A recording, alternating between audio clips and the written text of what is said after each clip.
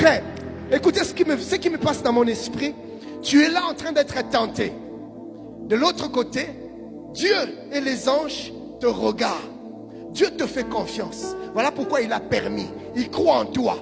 Et tu es tenté. Et tu sens dans le cœur que tu vas céder. Mais quelque chose te dit, pécherai-je contre Dieu?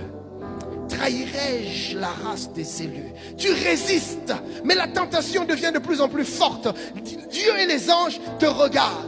Et à un moment donné, on croit que tu es sur le point de tomber. Et puis tu te ressaisis. Tu dis non, je ne ferai pas. Non, je n'irai pas. Non, je ne tomberai pas. En ce moment-là, frère, ce qui se passe, c'est que les anges qui te regardaient se lèvent et ils arrêtent de te regarder. Ils se tournent vers Dieu et ils se mettent à acclamer Dieu. Comme pour lui dire, tu as toujours raison. Tu avais eu raison de compter sur lui. Mais tu es Dieu. Et le ciel acclame le Seigneur. Là, le cœur de Dieu est rempli de joie. Le cœur de Dieu est rempli de fierté. Et c'est en ce moment-là que les écluses de cieux s'ouvrent à ton avantage.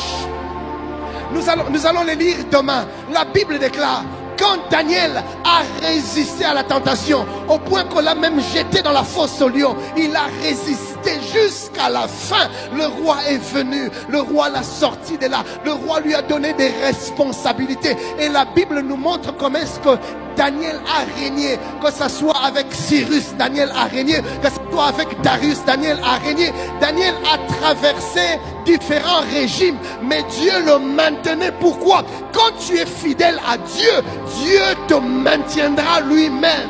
Il t'imposera lui-même.